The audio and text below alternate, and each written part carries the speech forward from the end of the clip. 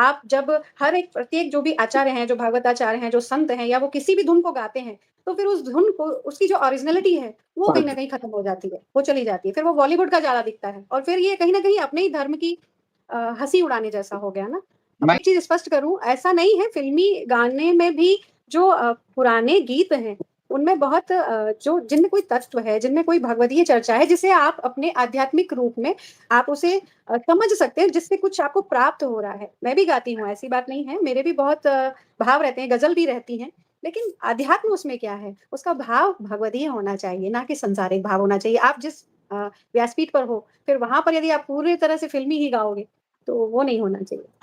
मेरी कोशिश यही रहती है कि व्यासपीठ से, व्यास मंच से कभी ऐसा अनाचरण या जो चीज़ आपके आचरण में नहीं है, वो भी नहीं बोलना चाहिए।